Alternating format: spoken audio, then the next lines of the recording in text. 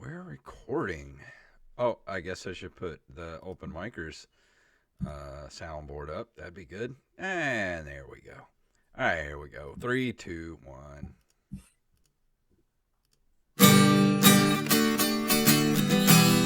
Just drop that ass, bitch. It's Open Micers in the house. Pop that pussy with that Open Micers logo in your mouth. Jason with his bald ass head.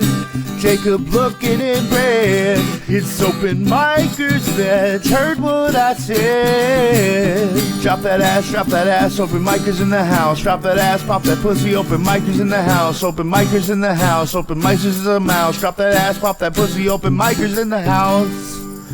The mic is now open.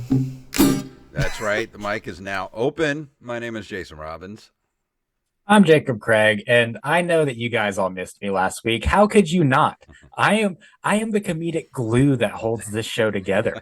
How is there even a podcast without me last week? I think it was one of the best episodes ever, if you want to know what I think. Yeah, see, I refused to listen to it because I wasn't on it. I don't know. I actually haven't gotten around to listening to it, but I'm sure it was a fantastic episode because Mike and Tech are just two of the funniest guys ever. Mm-hmm. Yeah, thanks for holding it down solo for me last week, man. No problem. That was first ever solo show I've ever done in 12 years of podcasting. Yeah. First show I've ever done by myself. Yeah, and I didn't feel too bad about having you fly solo too, because I knew that like Tech was going to be on and he's done the show before. Mm-hmm. So if you think about it, it's more like, you know, one guest basically, because there's one person that you don't know on the show. Like I knew that you were going to be able to find your way through it. So well, I wasn't too worried, because, you know, like you said, there were two guests on. Tech had been on before. So I was like, I'm not too worried about it. If it was just one guest that like I didn't really know, then I would have been like, maybe we should just, I don't know. Postpone. Yeah, people listening at home probably don't know how many times like I'll book a guest or it'll be the day of the podcast and Jason's like, hey, I don't know much about this person, so you kind of need to take the lead, or like you'll see someone on the calendar and be like, who is that? And I'm like, oh, it's one of the most successful comedians we've ever talked to, Jason. Let me tell you who this is. I don't know. My taste in comedy is weird. Like, I don't get the comedy. Like, I watch a lot of stuff on YouTube, but I don't get the comedy stuff, I guess, thrown at me like you do. Because we I guess we might have different tastes in comedy, so I don't get the same people suggested to me that you do. Yeah, I mean, when it comes to a lot of new comics, like I know a lot of them from watching YouTube Shorts, Facebook Reels, and they'll do the guest circuit on podcasts. But I mean, we've talked to some people on here that I've been watching since I was a little kid. Like we watched Steve Byrne. I remember watching his I forget the name of the special, like something like America's People or some shit like that. When like right when it came out on Showtime, like in like I don't even know, like 2014, some shit like that. Yeah. So it's like, some of the people we've talked to have been around for a while. That's why there'll be people that you don't know that I'm like, you seriously like never heard of or seen this person? Like, you're a comedian, bro? You sure? Yeah, like I said, we must just have different tastes in comedy because I don't get the same suggestions that you do. So I don't know. Maybe I just miss a lot of people. Especially like a lot of my tastes are older too. So a lot of the newer comedians I don't follow as much. Yeah, and I mean, there's a certain degree of fame too. Like I'm hardcore into comedy, obviously. Like I'm always consuming comedy, so like I know who's big on the circuit right now and who might be big, and I'll book people like that, like Ariel Elias. We really neither of us had very much clue who she was when we booked her, and then a week later she gets a high noon thrown at her head. So I don't want HP Smart to change my device, dude. In the middle of the podcast, the audacity, HP Smart. So one thing I wanted to talk about is you said you haven't seen it, but the new After Midnight that just premiered last week. I've been excited about this show ever since they announced it. Yeah, I miss At Midnight a lot, man. And I mean, I was hoping that when they rebooted this, that it was gonna literally just be At Midnight again, like with Chris Hardwick, like just bring that show back. But like, did they do anything different than how it was, or? It's basically the same thing. The only thing that's different, like they have a lot of the same stuff. You know, they do like the hashtag wars and things like that, and it's longer. The old show was 30 minutes, and this one's an hour, which I Yeah. think they might end up changing that because it feels a little over long.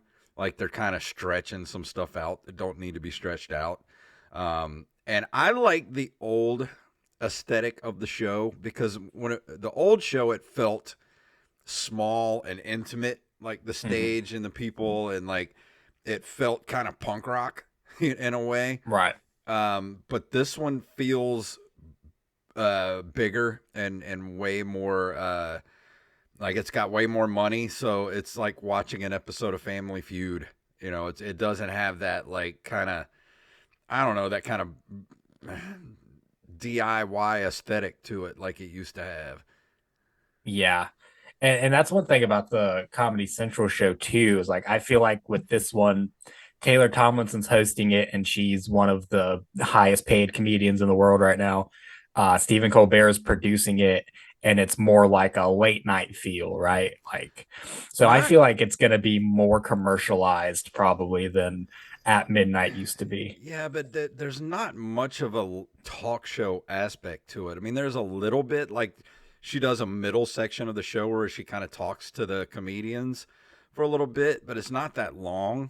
And I don't know, it it's set up almost exactly like the old show. Just it just feels different, and I'm sure it'll Yeah. grow on me, but you know, it just feels a little overproduced, and I think that they might scale that back, especially after um, Taylor Tomlinson. Once she kind of gets comfortable in the position, you can tell she's still kind of nervous. But once she kind of gets in her groove, I think that's really when the show's going to settle in and take off. Yeah. And forgive me for being a nobody male comic, um, being critical of someone, but I think that Taylor Tomlinson is just the most boring comedian I've ever listened to. See, I've never seen any of her stand up stuff. I think she's pretty funny on the show. She's funny in her stand up too. It's just something about her tone of voice. It's so weird, dude. Like she kills. She's absolutely hilarious. She writes fantastic jokes, but something about her delivery just bores me to tears. Hmm. Like I could not care less when she opens her mouth just based off of, I mean, she has this weird, like monotone, but kind of like Valley Girl vocal fry thing at the same time that she Well, great. does. Now we're never going to get invited on the show. Thanks, Jacob. We weren't to begin with, dude. The tasks that you task me with sometimes, okay, I'm gonna tell everyone this. You texted me the other day, and you've been talking about this show coming back for a while now, and you were like, we have to get on After Midnight. You have to find a way to get us on After Midnight. I'm like, dude, the only way we're gonna get on After Midnight is if we befriend Taylor Tomlinson, blackmail somebody, or blow the head of CBS. No, what we do is whenever somebody like Sean Patton gets on or Ariel Elias gets on, then we hit them up and say, hey, who do we need to talk to get on the show? Yeah, and then they're not gonna book us in a million Because years, here's dude. the thing, dude, they have to have three different comedians every single night of the week for 4 nights a week. They need people to come in and be on the show. Yeah, but there's also 2,000 more famous and talented comedians than us, I know. and That's why they can we reuse some of the comedians. We're that's never going to be on there. that's why we need to hit up the people that we know that are going to be on the show. Dude, they won't even share the episode. No one's going to be like, hey, you need to put these guys on primetime CBS. They It's can't even click a share button. it's not prime time CBS. It's midnight. That's prime time now, dude. When's everyone watching TV? If you're watching TV at 7 o'clock, you're a loser. Okay. Everyone's watching it at midnight now, Jason. That's I'm the new prime asleep at time. midnight. Yeah, of course you are, dude. You're old. You're out of touch. You don't know how the world works anymore. Uh-huh. Midnight is the new 9 p.m. Okay.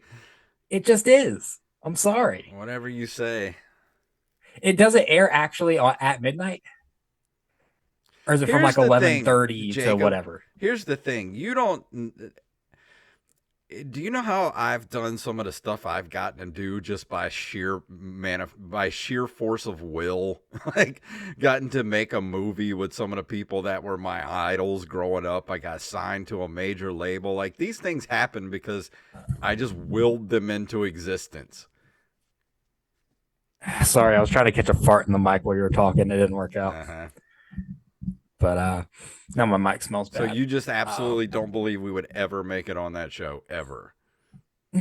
No, dude, because the whole reason that they have the kind of comics on that show that they're going to have is because they have followings, because they're professional comedians that have been working in the clubs professionally for at least 10 years. Like people like who was on the first episode, Kurt Brandnoller, Whitney Cummings. Mm-hmm. That other chick, I can't pronounce her name, the funny Indian chick. Yeah. Like they've all three have major TV credits, have been doing clubs for years. Whitney Cummings does freaking theaters and arenas. Like they're not gonna, it's that level of people that they're gonna have on.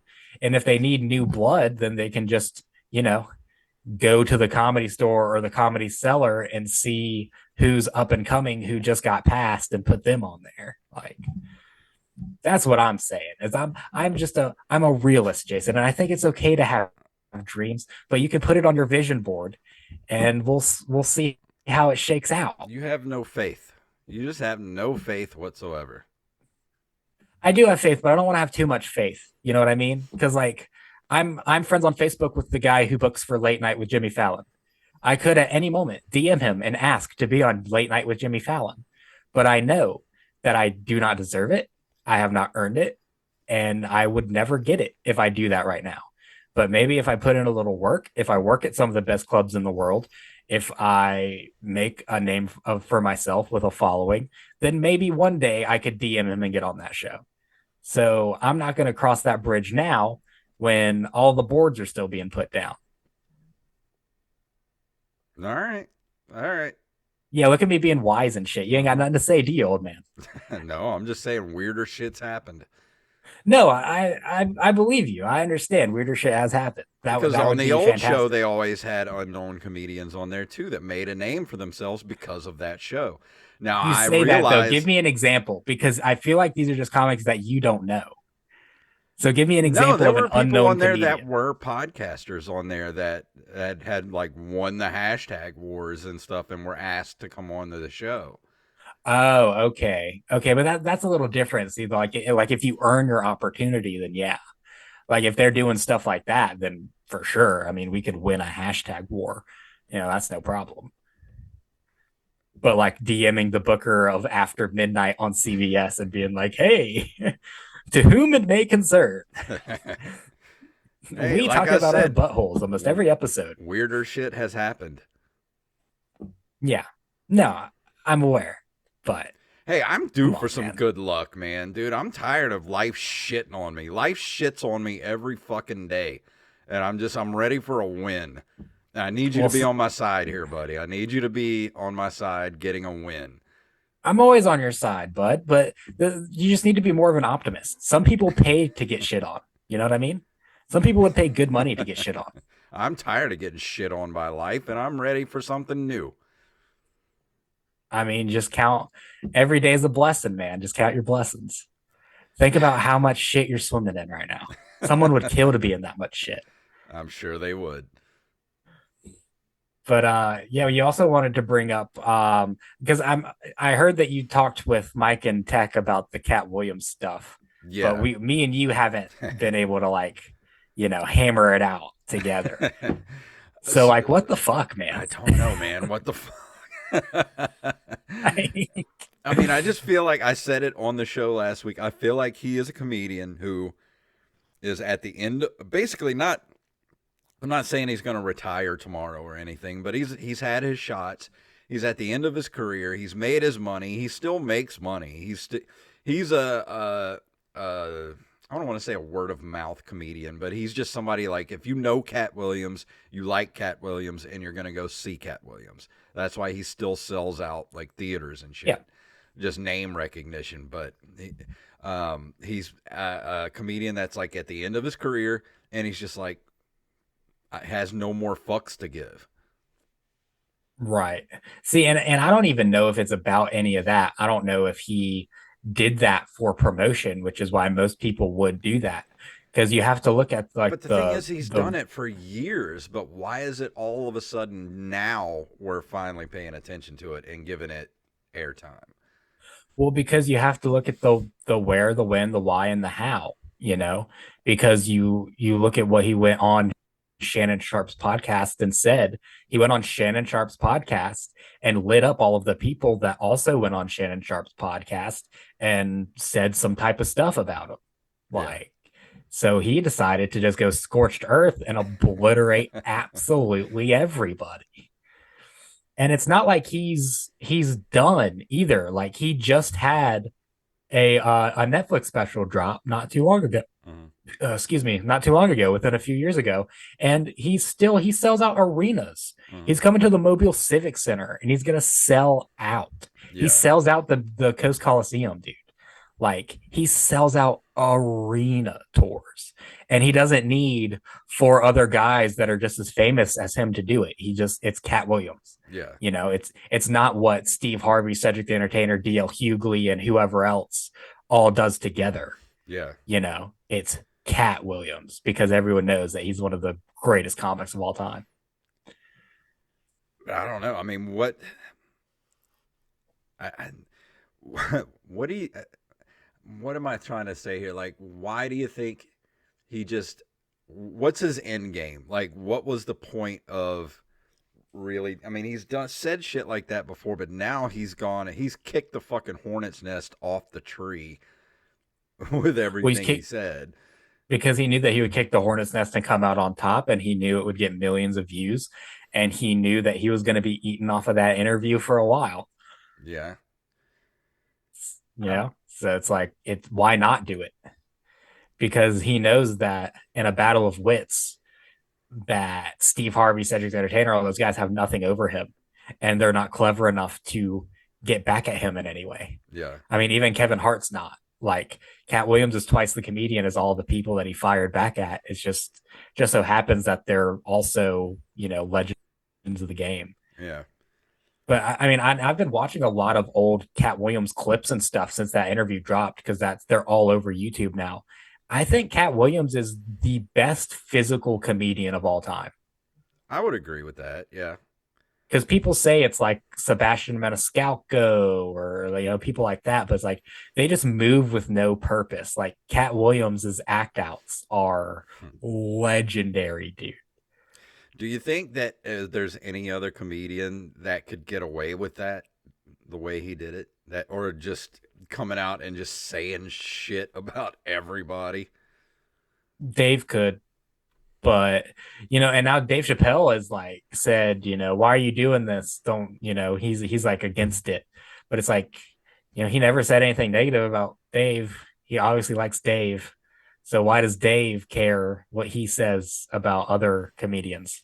Like, it doesn't concern him at all. It was more about that he just went after black comedians and not white comedians. That was part of what he said. He's like, why are you going after black comedians and didn't say anything about white comedians? But he kind of did.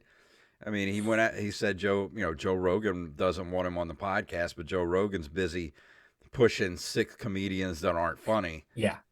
Yeah. I mean, he destroyed every white comedian in the world with one line, dude. Yeah. That's every white comic. He said every white comic is not even funny enough worth his time. And he's right, dude. Like, he's going after black comedians because objectively, and I will die on this hill, objectively, black comedians are funnier than white comedians 100% of the time, dude. Like, take the best white comedians and stack them up against mid-tier black comedians, and it's the same level. Like, but that's just me, dude. That's just me. So what do you think about that? The whole thing about, because I had sent you a video somebody who took that clip of what he said about Joe Rogan, and then somebody did a whole video about the quote Joe Rogan effect, where he takes these comedians and pushes them, and they become super famous without a whole lot, I guess, substance, a whole lot of substance, and then they end up like people turning on them. And, you know, I'm not going to say any names, but, you know, there's a lot of comedians out there who have gotten the Joe Rogan bump, and then they get, you know, they're all of a sudden they're doing huge tours and everything. And they've got huge podcasts and everything, and they're not that funny. It's not sustainable. Yeah. And you got to think too, though, it's like, he broke down in that video that the Rogan bump isn't just like getting huge and then nothing coming of it too. It's like, you know, a lot of these comics, they'll go on Rogan once and then it'll be like a kind of bad episode, and then they're still selling out theaters for a little bit, and then they just go back down. Like that's just forever going to be the extent of their fame. Well, that was I opened for somebody who did Joe Rogan. And to this day, he's one of the least funny headliners I've ever opened for. Yeah. Like, why he was ever on Joe Rogan, I'll never know. Like, I guess it's just right place, right time, and potentially being somebody one day. Well, who was the comedian that he was talking about that actually had a following and didn't need Joe Rogan? Said it was one of the funniest comedians out right now, and I can't remember who it was he was talking Shane about. Gillis? Who? Shane Gillis? Yeah, Shane. Was that it? Shane Gillis? Yeah. Yeah. Because he was talking about how Shane Gillis didn't need the Rogan bump because he's already got he's built up his following himself and doesn't need that bump. But everybody that Joe Rogan has put out there, you know, is pushing, like they don't have that already built up following that's going to sustain them. So they get like they get hugely famous really fast, but they don't have a lot of actual like following to keep that going. Yeah, but Shane's special too, because Shane was inevitable. Shane was going to be one of the best comics no matter what. And the first time he did Rogan, he wasn't that famous. He didn't have that big Well, they of a also following. said that first episode he did was terrible. Yeah, that's most comedians' first times on Joe Rogan. Sam Tallent's first Joe Rogan episode was horrible, dude. Because he's trying to be Sam Talent. He's throwing out top tier level jokes, and Joe Rogan's just shutting it down, being like, "Have you ever done DMT with monkeys? And how do you respond to that?" Yeah, because Joe Rogan does not know how to take a joke. It's kind of insane. Yeah, I don't know. I stopped listening to Joe Rogan a long time ago because I got tired of trying to listen to 6 3-hour episodes a week. So I was just kind of like, I'm done. And plus, he just wasn't having on the guests that I like to have. I mainly listen to Joe Rogan because I like the scientist episodes that he would have on there. Not so much the comedians. Like I still like. I don't even want to say a name. There's a certain comedian who likes to go shirtless a lot, and I just don't find him that funny. And I'm like, why do people find this guy that funny? Yeah, Bert Kreischer. He's not that funny. What are we talking about here, dude? See, you're talking about like we're slandering people. I mean, these are public figures. We can say Bert Kreischer's not funny. Yeah, I mean, but I don't know. I guess so. That's just personal opinion. I don't find him that funny. My thing is he actually, I think his hours are fantastic. I think his last hour that he put out was some of his best work. I thought it was brilliant. Because I've watched a couple of his specials, and I don't think I laughed one time. Maybe chuckled a couple times, but. Yeah, but I mean, the thing that turns me off is that he's such a narcissist and he's so annoying that like it ruins his comedy for me. Because anytime he talks, I want to shoot myself in the fucking head. Like because all he talks about is himself and how great he is, and he just like has that stupid like squeaky laugh that he does. Yeah, and have you heard that? It's completely fake too. Like he does that because you know. That's his thing, like, and it's completely fake. It's got to be, dude. Yeah, I don't know. I mean, Cat Williams hit the nail on the head, man. Like Joe does really have 6 comedians to promote that it's never been funny. Yeah. I think that's coming to an end, though. This whole era, I feel like comedy is about to change. I think we've been in a stagnant period of comedy for a while, and there's some funny people out there, especially people we've had on this show that are on their way up. And I feel like there's a whole new breed of, not breed, but a whole new like collection of class of comedians that are about to come out and take over. Yeah, I mean, I think it's just whoever can do well in this landscape. Because I mean, you've got Shane dominating Netflix. You've got Ralph Barboza, who's coming up. He's got a Netflix special now. Now he's starting to sell out theaters. Because the thing is how really do you, like these days, how do you get promoted? Because 10, 15, 20 years ago, 30 years ago, you would go on late night shows, and that's how you got your name out there. But now it's like everything's so splintered between like TikTok and YouTube and everything. It's like, how does one person get promoted to like superstardom? Yeah, I think the trend that we've seen is that everyone that's getting famous now does everything themselves. Like Sam Talent, I don't think even has that much management. I think he has like one manager, maybe, or maybe he's with Levity or something like that. But for the most part, he's doing everything himself still. And he wrote his book himself. And that's his biggest claim to fame, is his best-selling novel. That was fantastic. And then you've got Shane Gillis and Matt McCusker, who built the podcast themselves. And you've got Ralph Barboza, who just built us group of guys around him in the Houston comedy scene that propelled him up to the top. Like everyone that's big right now has done it themselves. Like it's not depending on anything anymore. It's just figuring out yourself how to get your stuff accomplished. Yeah. And I just feel like, with Kill Tony and all that kind of stuff, like, yeah, you'll get that instant fame, but I think it's going to have the same effect as Joe Rogan. Like, there's going to be people that are going to come out of that, super famous, and then already has been. Yeah, and not really have much, to offer underneath that. Dude, that's almost everyone on that show right now. Like, everyone in comedy cannot stand Hans Kim. So how is he selling out clubs or theaters or whatever he's doing? Because no one can stand him. Yeah. He's not good at comedy. No one likes him as a person. His stuff is foul, dude. He can't even like mask his dark subject matter with a good punchline. Yeah. And so at that point, you're just saying fucked up shit on stage. Yeah, like, I kind of stopped watching Kill Tony too, because I don't like the feeling that surrounds it. That be as shitty as you can be, and then you'll get famous off of it. And I don't like that brand of the mean comedy. I like being mean and roasting, and us being shitty to one another. Like that's, it's done out of love. But when it's like Kill Tony, it's like people try to even the people that love Kill Tony and go to it and support it and all that. I feel like it's very toxic. Like it's a very toxic environment. Yeah, I want to put a more in-depth discussion about this on the Patreon. Maybe me and you can do that together for an open rant. Yeah, we can do that. But yeah, I mean, there's a lot of like personal details that we can put on the Patreon that I don't want to put out in the world. Yeah. So maybe we should turn that into an open rant. Okay.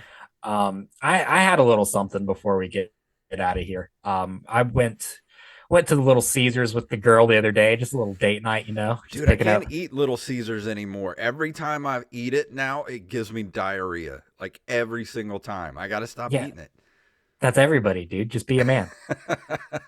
You think that's not everybody? But anyways, we're going to get Little Caesars, just a little date night, picking up a couple fivers. And they're not even $5 now. They're $5.99. They kicked it up $1. I think they're all like $6.99 now. Really? That's too much for that shit pizza. It sucks, dude. It's the worst pizza. It's terrible. But we were in my car for once, and I drove us there, drove us back, and in my car we listened to my music, which right now I'm going through just sort of like a a rap phase because that's what I listen to and from work. It decompresses me, it hypes me up, and I'm listening to in the car like Dr. Dre, Kanye West, like those kinds of people. And my fiance comments on it and she says, "Oh, so you're going through a new school rap phase, huh?" New school? Yeah. And I said, "Name Dr. one." Dre is new school? What is she Yeah, talking about? because she doesn't know any of the songs. So she thinks it's just like new rappers. I will say one thing, like new rap just sucks, man. It's so depressing. Like there's nothing like I don't know. I don't even know what I'm trying to say. Like it's depressing. Okay. Well, I've got something for you. Okay. I'm going somewhere All with right, this. let's hear So it. I asked her to give me an example of a new school rapper that we listened to. And she told me Kanye West was a new school rapper, He's which only was been around since like 2005, but you that's know. what I said. I told her he was on Chappelle's show. Like he's been famous for over 20 years. And that reminded me of you, Daddy, because that's something that you would say. So I just wanted to know if you could name me any quote unquote new school rappers that you think might be new school rap. New school rap. Jesus, I don't remember anybody's names. Just name a song. Give I me don't the know hook. song titles either. Like I'm Sing it. dude, I'm fucked when I try to like look up song titles cuz I don't know song titles for shit. But like Kanye and Dr. Dre. Yeah, but they were in my formative years when my brain was still soft. Your brain's still soft, it's just too soft now. It's soft like pudding. I mean, I don't know. Oh God. Like Angelina watches new school rap videos on YouTube, Yeah. but I couldn't tell you a single person that I Who, see. who's the newest rapper you can I name? like Doja Cat. That's new rap. Not a rapper. Not a rapper. Who's the newest rapper you can name, Jason? I'm Oh, curious. the newest rapper, Lil Boosie. Dude, Little Boosie's been famous for as long as Kanye has been. Shit, I don't know. Dude, I'm on an 80s one-hit wonder kick right now. That's where I'm at musically. Um, Okay, give me a new school rapper. I'll give you an 80s one-hit wonder. well, you give me an 80s one-hit wonder first, and then I'll do a new rapper. Okay, 80s one-hit wonder. Um, oh, Informer. That's 90s. And he Was it 90s? Yeah. Okay, 80s one-hit wonder. American Werewolves in London, was that our one-hit wonder? That was 70s, I think. And that wasn't a Uh, one-hit wonder. That was oh shit, what's I his don't name? know. Who did that? Oh my god, what the fuck is his name? Ah, shit. I can't remember his name. That dude had like a ton of hits in the 70s. Sister Christian. There you go. That's the 80s. Who was that? Night Ranger that did Sister Christian? Maybe. I don't know. I think it was Night Ranger. I think they had more than one hit though. I'm talking like straight up one hit wonders like Der Kommissar. And let's see. What is that? Der Kommissar's in town. Uh-oh. You don't remember that one? Never Oh, I've heard one? that song. Yeah. Okay. God, new school rapper, dude. I don't fucking know. Like the only person I can think of is like Drake. Okay. Well, I mean, if that's the newest school rapper you can name, then that's funny. Yeah. Because he's been famous since I was in middle school. Dude, He's been a millionaire since I was in middle school. Dude, he was on what was that show out of Canada? Degrassi, the next Degrassi. generation. That was in the 90s, wasn't it? Yeah. Yeah, he was a kid on that. Yeah. That was back when he was Aubrey Graham. But other rappers, God, I don't know. Like I can't really differentiate anything because they all sound the same to me now. They do. I mean, I don't even really listen to it either, but I can name who's hot right now without listening to their crappy music. No, I don't. Like I said, my brain is when it was less soft, I could remember things better. Yeah, I don't believe you on that either. Funky Town. That's a good one hit wonder. I Lips Inc. huh? by Lips Inc. Yeah, I had to Google that. I had to Google. I had to use Google and like came up with those Funky Town. Dude, I don't know what it is, but like 80s one hit wonders. Like there's a playlist. Like I got YouTube Music now, and just go like hit an 80s one hit wonder playlist, and it just makes me feel good for a little while. Right. You're telling me that you couldn't do any better than Drake? Like you know who Cardi B is. Yeah, yeah, I know She's Cardi B. There's Megan Thee Stallion. yeah, those are Um, both sooner than Drake. Do you there's know who Gunna is? no. He does that song "Fuck You Mean." Who's the new chick that has purple hair and she had her own donut for Dunkin' Donuts, Spice or something like that? Ice Spice. Ice Spice. Yeah, Ice Spice is hot. Sexy Red. And who else? Um, Um, damn, I'm so bad at this. yeah, you are, dude. You're making me blank on it, and I know these people. NBA YoungBoy. Who? NBA YoungBoy. No, no clue. 21 Savage. I've heard it. I've heard of him. 21. Can you do something for me? That's it. That's Drake. So you should know him. Oh yeah. Dude, why is the best part of every Drake song the part where Drake's not rapping? Can we talk about that? No, we haven't talked about that, but The best part of every Drake song is when Drake is not speaking on the track. Like the best part of Knife Talk is Project Pat. The best part of his whole album with 21 Savage is 21 and Savage. this started in the 90s. Like it's impossible to like follow a rapper and be like a huge super fan because all the rappers they just do all are on each other's albums. So even back in the like late 90s when they all started being on each other's albums, you couldn't afford all the albums that if you wanted to follow somebody. Yeah. They don't do that rock music. You never hear like James Hetfield, jumping over and playing on an Anthrax album or anything. Yeah, it's less like that now because there's so much money in it now that like, you have to pay good money to get someone to feature on your track. Like you pretty much have to be friends to get each other to be on each other's songs. Or you have to have a ton of money to make it worth it. Why has no one asked us to be a guest on their track? I don't get it. I don't know, man. I was gonna drop a diss track on Mark Simmons, but I just was not worth my time. One other thing I wanted to talk about before we go, I talked about it a little bit last week with Tech and Mike.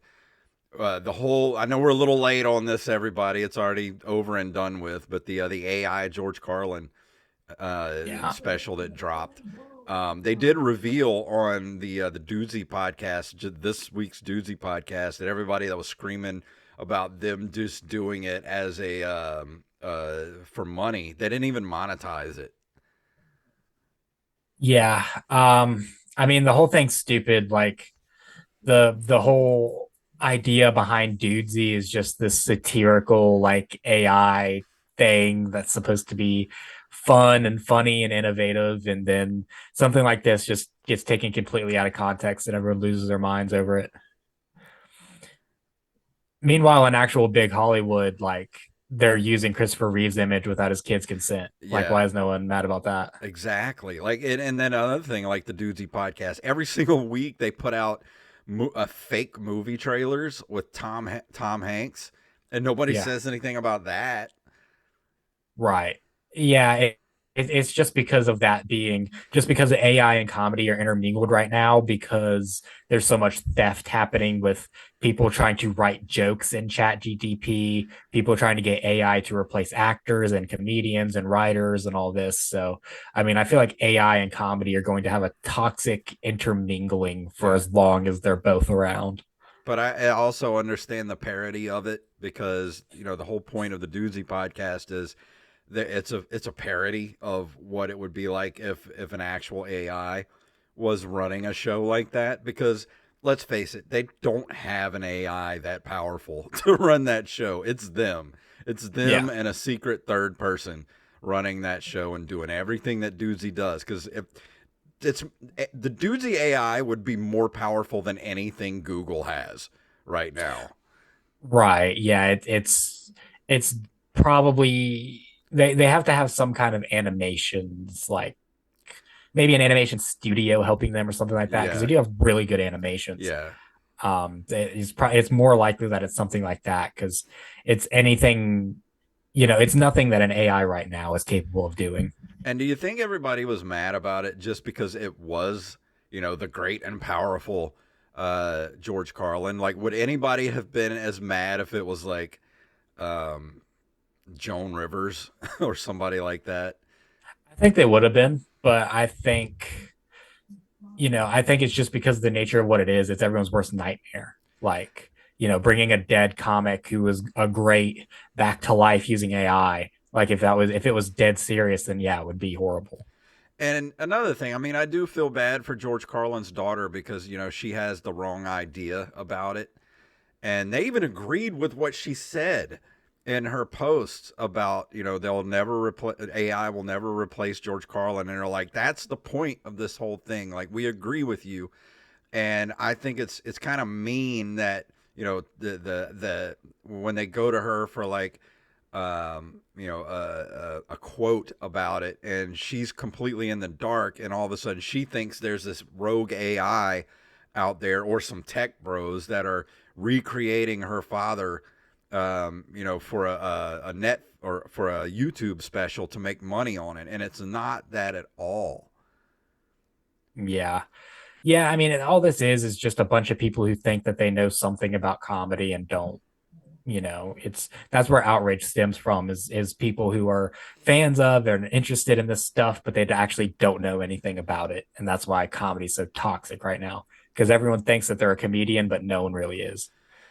And another, I don't know if it was her that said it or somebody else that was like, they find it a shame that, George Carlin was so great that they have to have an AI recreate him because no other comedians have taken up the baton to be as great as George Carlin.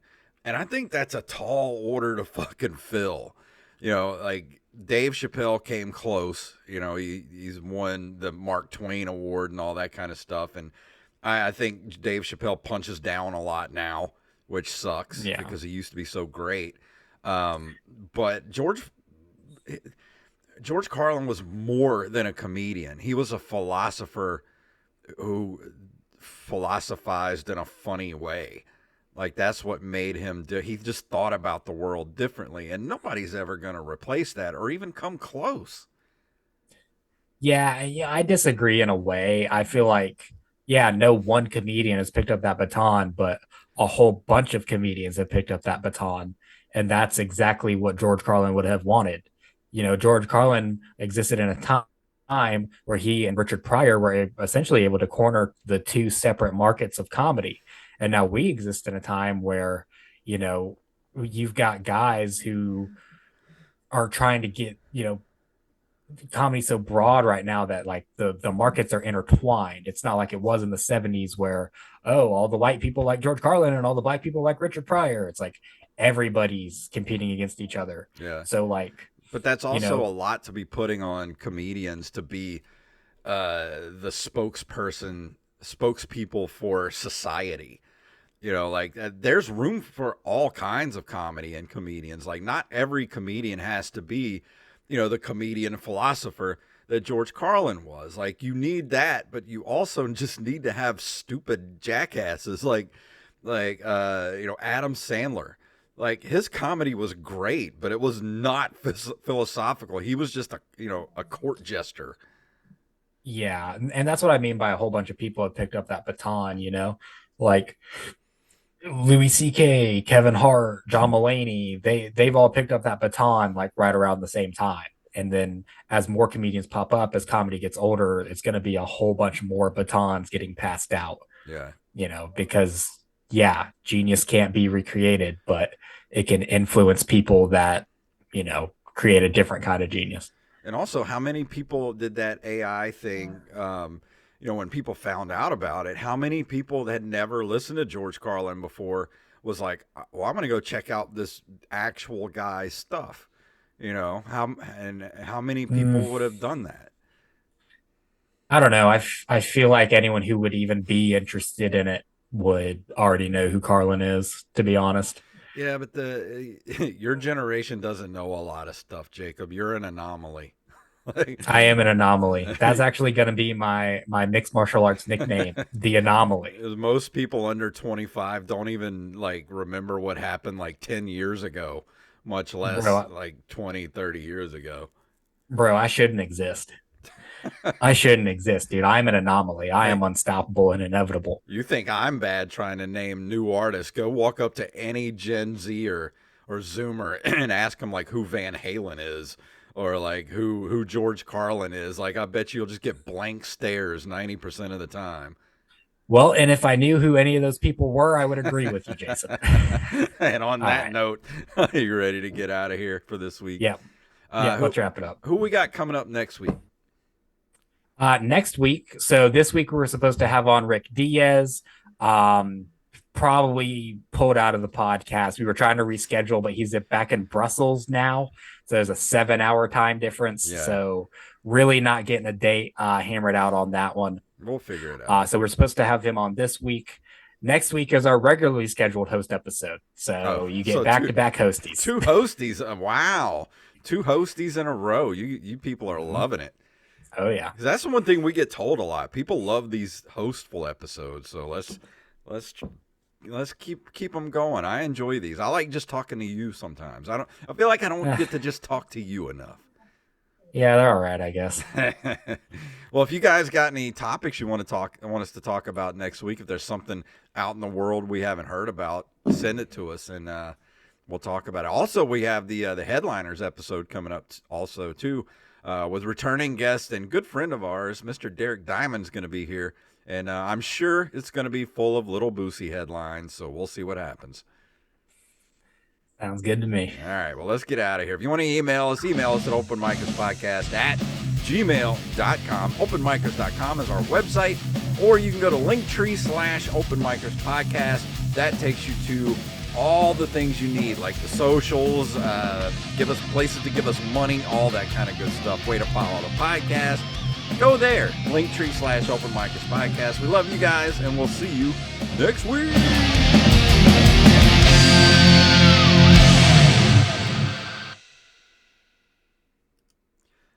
All right, so thank you guys for watching on YouTube, and we'll see you next week.